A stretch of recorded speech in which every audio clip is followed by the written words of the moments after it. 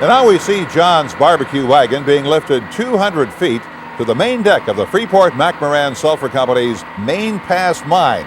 And great Scott, this is in the middle of the Gulf of Mexico. What is he doing there? Hey, I'm going to tell you, they wanted to celebrate 1 million man-hours without a major accident. And what better possible way than with the world's best barbecue.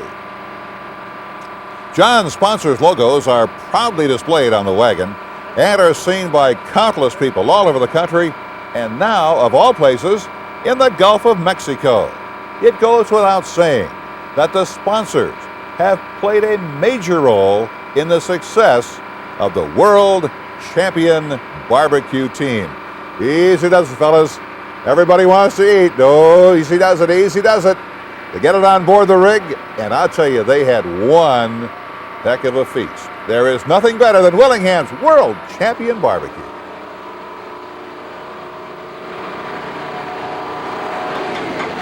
Man, that's where it came from. You know, it's got a old dog up there. That's what he's doing. Man, that's the train to pick them up. All the hoopla that we've been watching is getting ready for this Main Pass celebration. We're celebrating 1 million hours without a lost time accident. And we've got the world champion barbecue cook, John Willingham from Memphis, Tennessee, who will be cooking for us. John has won probably 30 to 40 different national competitions. He's got a book that he's published on barbecue, and is probably the top barbecue guy in the U.S. or in the world for that matter. Anyway, John's going to help us celebrate. The guys working out at Main Pass has been working without a lost time accident now for 1 million hours. And we'll talk to some of the safety committee members in a little bit to tell us just what that means and how much time it took for them to work 1 million hours. It's quite an exciting operation out here, and we'll talk a little bit about that today too. But right now I just want to show briefly what this trailer looks like. You saw what an undertaking it was to get it up here on the rig.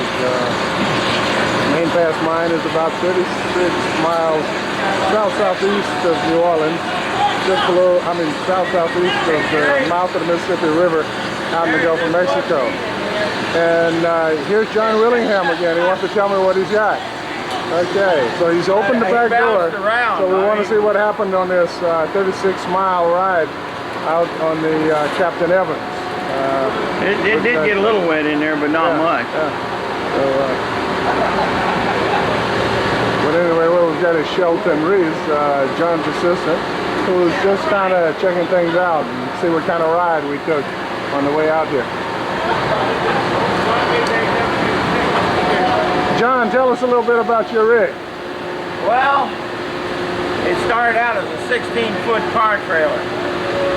And then we needed 2 feet more to put our coolers like that one right there on the back, so we added 2 feet. And then things kept falling off the side, so we added a little height to the side rails, put it up to about here, where the bottom of the fender went. And then we decided, well, we'll just go ahead and enclose it. So we put windows on the side, and we had a gable roof. And then in 1990, we took the gable roof off and made it a flat patio deck up there. So if we're getting sun this afternoon or tomorrow, while we go up there and sunbathe. John, when it's grown over the years. Barbecue it. Actually, getting serious about it in 1983. I took to my first barbecue contest, the Memphis in May International Barbecue Festival, and we were very fortunate. We won first place ribs and grand champion. And I probably wouldn't have gone back except Muhammad Ali was in my restaurant one night in October that same year, and being interviewed by a man by the name of Clark Porteous. Clark said, "Ali, are you going to try to come back?" And he tap-danced around. The answer never really answered. I laughed. Clark then said, "Well, are you going to defend your title?" And Ali said, "What's John tearing up?" And Clark said, "Well, like you're king of boxing, John's king of barbecue." course, he defended his title, and he was the champion defending his title. So that put us back in Memphis in May in 1984, and we went back and we won first place trip and grand champion again. And that fall we went to Kansas City, we won first place beef, first place lamb, first place pork, and grand champion. So the first 3 contests we cooked in, we won 5 first and 3 grand champions. So it's not bad for a start. Okay, you've done it, Ken. Well, it took about 12 hours. No, that's not right. We put him in yeah, we put him in 8 hours, 8 is 12 hours. He weighed about 85 pounds. The name of the pig is Madam Sir Sedgwick. Let me get out of your way here.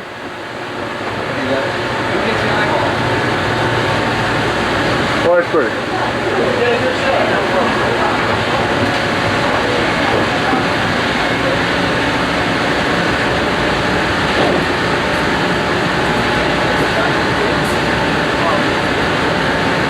You know what? Now, if you hadn't done that, you wouldn't have believed that you could. Right? Right. You read the poem in my book. If you don't think you can, you won't. That's it. That's it. And Yeah, it worked out perfect. And if you never ever try, you will forever wonder why. What might have been, but ain't, is because you didn't try. I heard that. He used this Wham cooker right here, and I think that was the first time he built it. He used it. Great deal. And this is what he uses for his fire. He uses the wood pellet. And the pellets placed into a hopper. There's a small auger down here that turns and feeds the pellets into a firebox at the bottom down here. And it keeps a pretty hot fire. Down here. It is wood pellets made from sawdust. So we're environmentally correct. If Vice President Gore were here, he'd be happy. I'm going to show you the fire.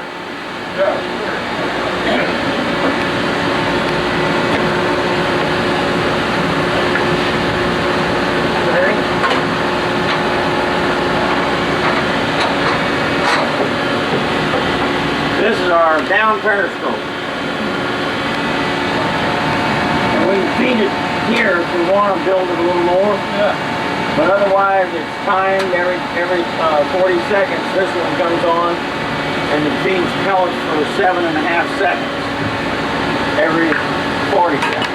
Well, how does does any grease strip on it? No.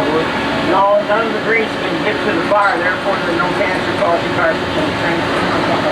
What makes this cooker so good and in many respects helpful, but the grease drips to the floor close to the pond over here. There's an overflow on the pond, so we put water in there and the grease floats on the water, goes to the overflow and into a catch can below. Otherwise, it drips over here and explodes, vaporizes, and condenses back on the meat. But there's no way that the grease can get to the fire. So you got it just produce smoke a little bit. Yeah, if you take 2 blocks of wood, side by side, and you burn them, one you starve for air and the other you get plenty of air. Well, one will smoke and the other will burn clean. Charcoal has had all the impurities burned from it, so rarely does it smoke unless grease falls in the fire. So without the grease falling in the fire, we burn clean, and therefore there's no smoke. But yet, each piece of wood has a certain amount of aromatics to give up. And if it burns clean, you get all the aromatics. If it doesn't burn clean, then you get a lot of smoke. And what is smoke? Unburned particles of fuel that rise on the heat column. In the absence of light, there's no such thing as smoke. You can't see it.